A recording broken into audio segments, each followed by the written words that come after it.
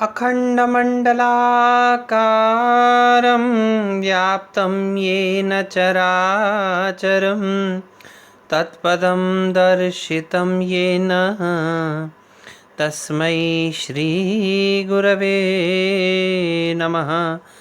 तस्मै श्रीगुरवे नमः।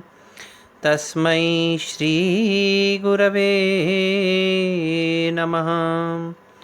प्रिय विद्यार्थियों, पिछली कक्षा में हमने मम्मट के काव्य लक्षण पर चर्चा की और यह बात की थी कि किस प्रकार से मम्मट के काव्य लक्षण की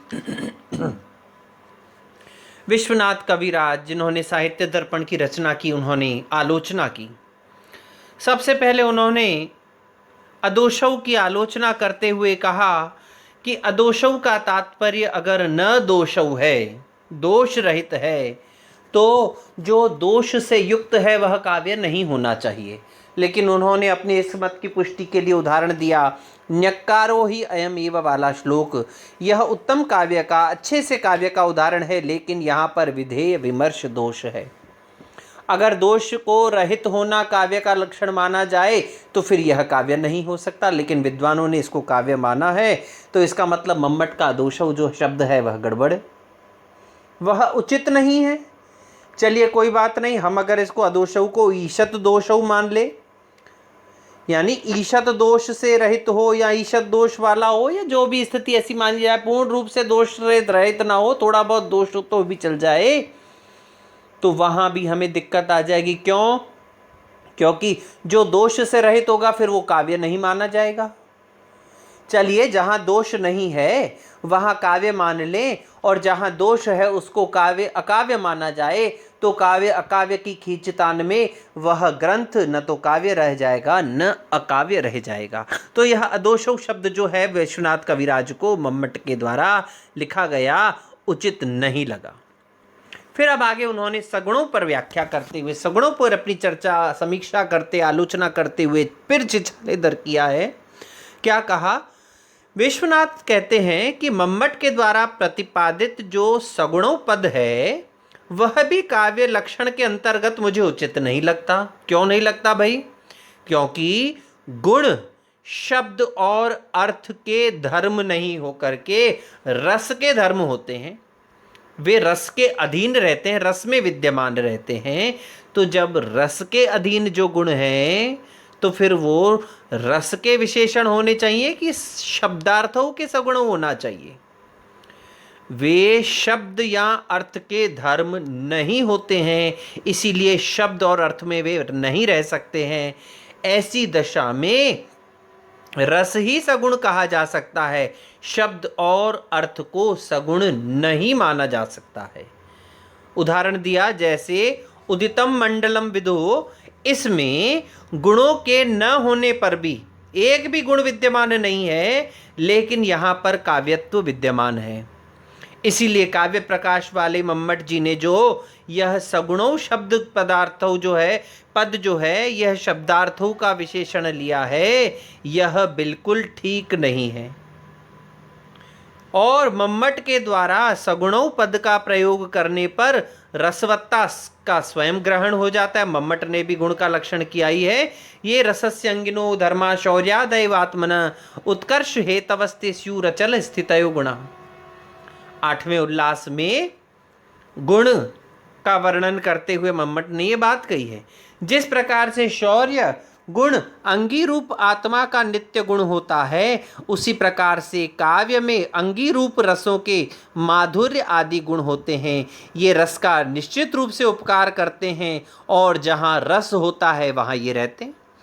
गुण का इस प्रकार का लक्षण मान लेने पर सगुणों पद से रसवत्ता का स्वयं जो है वो ग्रहण हो जाता है।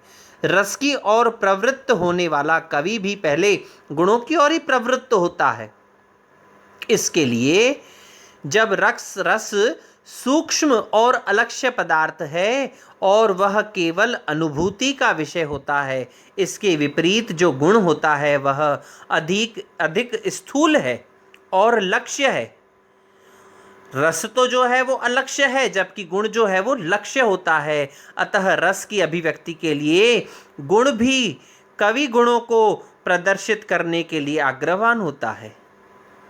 गुणों का संबंध शब्द तथा अर्थ के साथ सर्वथा है ही नहीं। यह भी नहीं कहा जा सकता, यद्यपि गुणों का नित्य वास्तविक संबंध रस के साथ ही है, तथापि गौण रूप से उनका संबंध शब्द और अर्थ के साथ भी प्रतिपादित किया गया है। इसीलिए मम्मट के काव्य लक्षण में सगुणों पद को शब्दार्थों को विषय मानने में कोई दोष नहीं है। ये विद्वानों ने अपना मत किया, लेकिन विश्वनाथ कविराज ने सगुणों शब्द की बिल्कुल जो है उन्होंने सिरे से नकार दिया कि यह शब्द यहाँ उचित नहीं होता। अब अनलंकृति पुनः क्वापि पर चर्चा करें तो मम्मट कहते हैं काव्य प्रायः सालंकार होता है। उनका यह विचार है कि यदि किसी सरस काव्य में स्फुट रूप से स्पष्ट रूप से कोई अलंकार प्रतीत न भी हो रहा हो तो उसमें काव्यत्व की हानि नहीं मानी जाएगी। क्वापित्यनेनेतदाह यत् सर्वत्र सालंकारो क्वचित् तो स्फुट अलंकार विरहेपि अपि न काव्यत्व हानि। यद्यपि सर्वत्र जो काव्य है वह अलंकार से युक्त होना चाहिए, लेकिन कहीं कहीं पर स्फुट अलंकार से रहित होने पर भी उसके काव्यत्व में हानि नहीं होती है। इसका उदाहरण मम्मट ने दिया, यह कौमार हर स एव ही वरः ता एव चेत्र क्षपाते च उन्मीलित सुर मालती सुरभय प्रोड़ा कदम्बा नीलासा चैवास्मि तथापि तत्र सुरत व्यापार लीला विधौ रेवा रोधसी वेतसी तरुतले से चेतः समुत्कंठते। इस श्लोक में मम्मट के अनुसार स्पष्ट रूप से कोई भी अलंकार विद्यमान नहीं है, लेकिन विप्रलंब श्रृंगार की अभिव्यक्ति के कारण से यहाँ पर काव्य है। मम्मट जो है ध्वनिवादी आचार्य हैं, उन्होंने काव्य में अलंकारों का उतना महत्व नहीं दिया जितना कि अन्य अलंकारवादी आचार्य देते रहे हैं। उन्होंने काव्य में जो अलंकार हैं उनको उनके शोभाकरत्व के धर्म को स्वीकार किया, उनको काव्य का बहिरंग मांगना। मम्मट के अनुसार काव्य में अलंकार होने चाहिए, उनकी आवश्यकता है, लेकिन वो अनिवार्य नहीं है कि वे सर्वत्र स्फुट हों, स्पष्ट हों। इस प्रकार मम्मट ने अलंकारों को काव्य का तत्व तो स्वीकार किया, परंतु उनका अनिवार्यत्व नहीं माना। मम्मट के द्वारा लक्षण में अनलंकृति पुनः क्वापि विशेषण भी ठीक है। अब लक्षण अनलंकृति कहने से अलंकार विहीन काव्य अभिप्रेत नहीं है, किंतु आचार्य मम्मट ये कहना चाहते हैं कि रसास्वादन अगर स्पष्ट रूप से हो रहा है, रस की प्रतीति हो रही है, पर यदि उस काव्य में अलंकार विद्यमान न हो, अलंकार स्पष्ट रूप से न भी दिखाई देवे, तो भी उसके काव्य के काव्यत्व की हानि नहीं होगी, वह काव्य माना जाएगा। फिर इसके बाद में पंडित राज जगन्नाथ ने भी अपने रस गंगाधर जिन्होंने रचना की, उन्होंने भी मम्मट के इस काव्य लक्षण का खंडन किया है। उन्होंने क्या आपत्ति उठाई, उनका दृष्टिकोण विश्वनाथ कविराज से बिल्कुल भिन्न है। विश्वनाथ कविराज ने तो शब्द और अर्थ दोनों पर आक्षेप किया।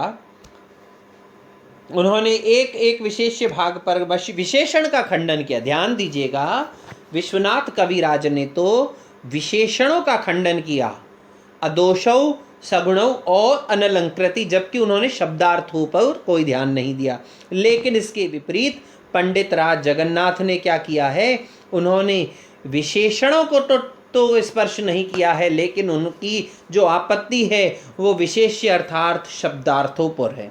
इस दृष्टि से उनका जो दृष्टिकोण है वह विश्वनाथ कविराज से बिल्कुल भिन्न माना गया है। पंडित राज जगन्नाथ कहते हैं, लक्षण के केवल विशेषांश जो शब्दार्थों है वह मुझे बिल्कुल उचित नहीं लगता, जबकि जो विशेषण भूत है अदोषौ, सगुणौ, अनलंकृति को पुनः क्वापि, इस पर उन्होंने कोई भी चर्चा नहीं की, कोई आक्षेप नहीं किया। शब्दार्थों पर पंडित राज को यह आपत्ति आती है कि जो काव्यत्व होता है वह शब्द और अर्थ की समष्टि में विद्यमान नहीं रहता है। ध्यान दीजिएगा, जो काव्य है वह शब्द और अर्थ में विद्यमान नहीं होता है समष्टि रूप से, और व्यष्टि रूप में वह न केवल शब्द में रहता है और न केवल अर्थ में रहता है, न ही दोनों में शब्द और अर्थ में व्यष्टि रूप से विद्यमान रहता है, न वह समष्टि रूप से विद्यमान रहता है। तो फिर क्या किया जाए? तो उन्होंने कहा है कि जो काव्य होता है वो केवल शब्द में विद्यमान रहता है। और उन्होंने अपना लक्षण क्या बताया उन्हें? रमणीयार्थ प्रतिपादक शब्द काव्यम। रमणीय अर्थ के प्रतिपादन करने वाला जो शब्द है वह काव्य है। अब उन्होंने अपनी दृष्टि से इसकी आलोचना की, लेकिन पंडित राज जगन्नाथ ने अब जो है वह शब्दार्थों पर आपत्ति की, और विश्वनाथ कविराज ने अदोषौ सगुणौ अनलंकृति पुनः क्वापि इस पर आपत्ति की। फिर नागेश भट्ट हुए हैं, वो रसगंगाधर की उन्होंने टीका की है, लेकिन उन्होंने एक स्थान पर नोचिता कह करके इन्होंने जो मम्मट के काव्य लक्षण की आलोचना की है उस पर उचित नहीं माना है।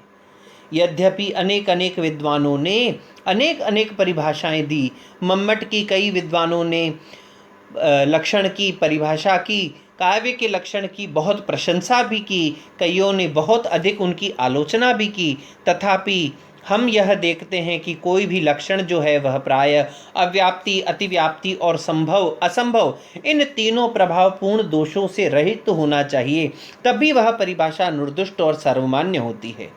काव्य की परिभाषा भी अनेक प्रकार से विद्वानों ने दी है। किसी ने शब्द को प्रधान माना, किसी ने अर्थ को प्रधान माना, किसी ने शब्दार्थों को प्रधान माना, तो किसी ने वाक्यम रसात्मकम काव्यम कह करके वाक्य को प्रधान माना। परंतु मम्मट काव्य जगत में समन्वय आदि आचार्य के नाम से प्रसिद्ध हैं। वो प्रसिद्ध हैं कि उन्होंने हर चीज में समन्वय की स्थापना की है। तदनुरूप उनका काव्य लक्षण भी जो है वो समन्वयवादी है, और उनका लक्षण जो है वो परिष्कृत, परिमार्जित, निर्दुष्ट है, और सरल काव्य लक्षण उन्होंने प्रस्तुत किया है, जो कि विद्वानों के हिसाब से, विद्वानों की मान्यता के अनुसार समीचीन ही है। अब हम कल अगली कक्षा में मम्मट के द्वारा कितने प्रकार के काव्य माने गए हैं, काव्य के कौन कौन से भेद माने गए हैं, उस पर हम कल चर्चा करेंगे। ओम शांति।